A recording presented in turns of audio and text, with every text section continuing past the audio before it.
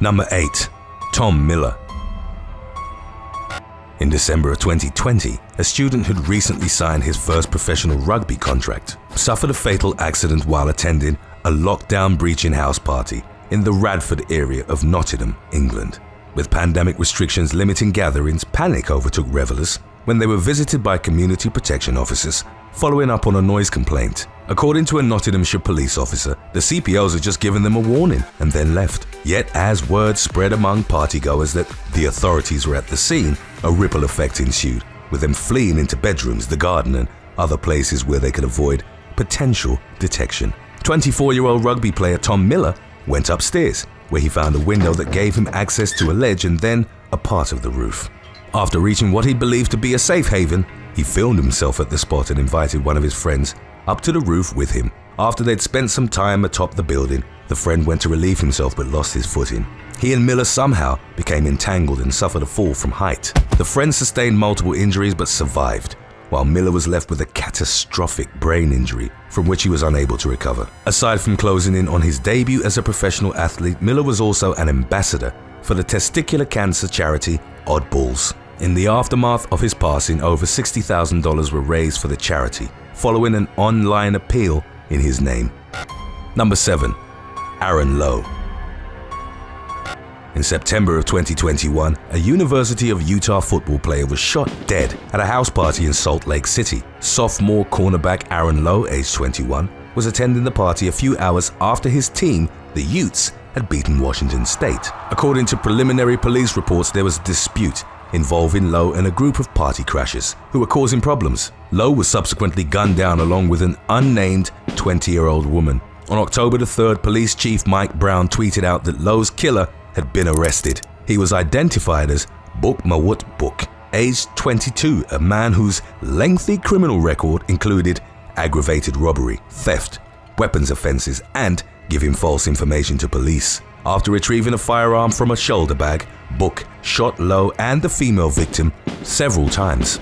The pair collapsed to the ground, at which point Book approached them and fired 5 to 6 more rounds, which was later deemed as his attempt to finish them off. Lowe passed away from his injuries while the woman survived after undergoing extensive surgery. Book's sentence remained to be determined, but based on the charges, he was likely to face life in prison. Number 6. Nicholas Rogers. On August the 6th of 2017, Nicholas Rogers stabbed a female postal worker to death at a house party in Pebbles, Scotland, after suffering from what was described as an abnormality of the mind. 26-year-old Rogers had been struggling with mental health issues, for which he'd spent time in specialized institutions, as well as with alcohol and gambling addiction. His then-girlfriend, 18-year-old Katrina Kelly, had been concerned about him in the days leading up to the fatal stabbing. They'd watched a movie, Split, together, about a man with multiple personalities, the most menacing of which was a serial killer named The Beast. In the days that followed, Rogers asked that he only be referred to as The Beast, and had sent Kelly a text message asking if she wanted to be sacrificed. The party was reportedly held in Cuddyside, at the home of postal worker Alex Stewart, aged 22, whom Rogers stabbed in a fit of rage, inflicting extensive facial injuries. She was taken to Edinburgh Royal Infirmary, where she passed away a few hours later. Rogers was arrested and admitted killing her, but denied intended murder, claiming he wasn't in the right state of mind. He was sentenced to life imprisonment with a minimum of 16 years served. Number 5. Demetrius Cox. In April of 2020, a man was arrested for gunning down a guest at a house party in Osceola County, Florida. On the 14th, officers had responded to reports of shots fired at an address in Davenport, but couldn't find any victims. Law enforcement was later notified that Wolf Luther King Loomer, aged 20, had been brought to Dr. Phillips Hospital in critical condition. A connection was made between the two reports, and the Osceola County Sheriff's Office determined that Loomer had been shot at the party to which they'd initially responded. Loomer later died from his injuries.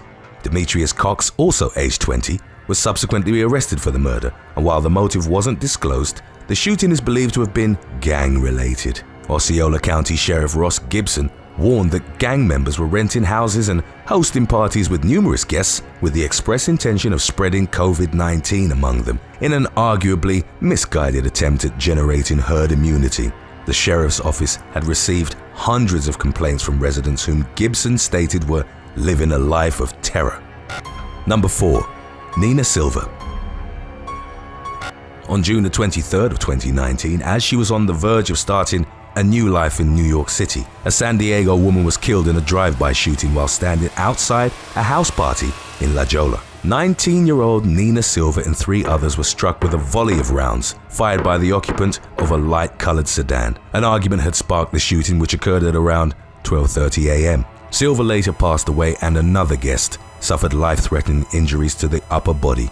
Another victim was shot in the jaw, while the 4th was treated for a gunshot wound to the arm. 2 months after the shooting, 18-year-old Odyssey Sellers Carrillo was arrested as the suspected gunman, following a high-speed pursuit with local authorities. Malik Joshua Campbell, then in his early 20s, was also charged for aiding and abetting Carrillo. Their trials are ongoing. Silva hadn't been the intended target in the shooting and was considered a tragic collateral casualty of an ongoing street gang rivalry. Number 3. Wyatt Tyler. In March of 2017, a young man died in East Williamsburg, Brooklyn, New York City, after falling 4 stories in a house party accident. According to his social media, Wyatt Tyler, aged 21, was from New Orleans and going to NYU. He'd been drinking at the party, but it's unclear how severely it affected the chain of events that followed. The young man leaned against a window screen that couldn't support his weight and thus toppled out the window. As they first heard yelling and commotion, neighbors wanted to berate the partygoers, but soon realized the horrific accident that had taken place. First responders found Tyler sprawled on the pavement, unconscious and unresponsive. He passed away a few hours later. His death wasn't treated as suspicious, and while some reported that he wasn't intoxicated, the NYPD suspected that alcohol had contributed to the fatal fall. Today's topic was requested by Raymond Martinez, Ricky Vieira, Mel Rockwell, and Bonita Jones. If you have any other topics you'd like to learn about, subscribe and let us know in the comments section below. Number 2. Bobby Tillman. In November of 2010, teenager Bobby Tillman was killed in a random act of violence at a house party in Douglas County, Georgia. Initially meant to be a small gathering of less than a dozen friends of a high school girl in the area, the party rapidly grew to an unruly crowd of nearly 100 as word spread via text and email.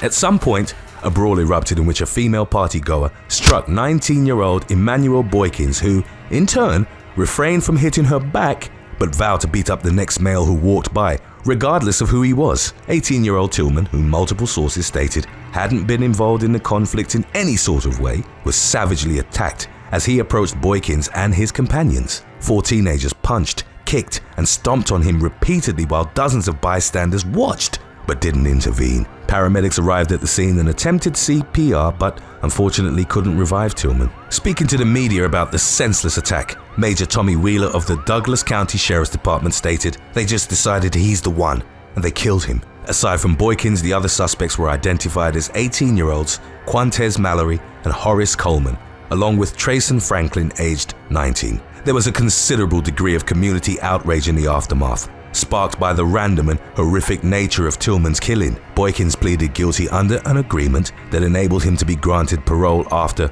30 years served in prison, while the other attackers were all sentenced to life without the possibility of parole. Number 1. Fatalstoning in Fort Worth.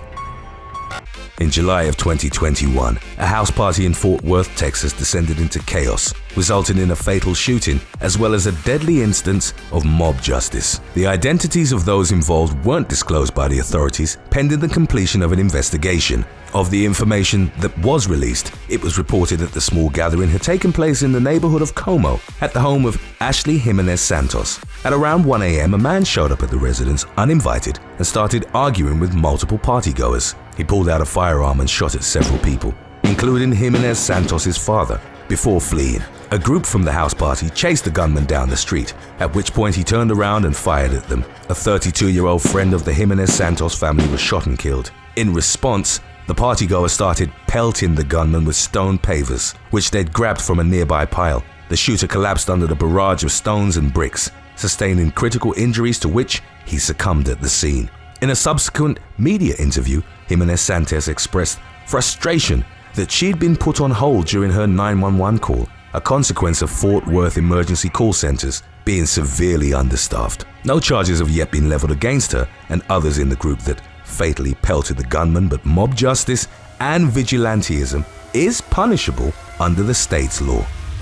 Thanks for watching. Would you go to a house party with all your favorite actors, musicians, and athletes, knowing that at some point in the evening it would randomly turn into The Purge? Let us know in the comments section below.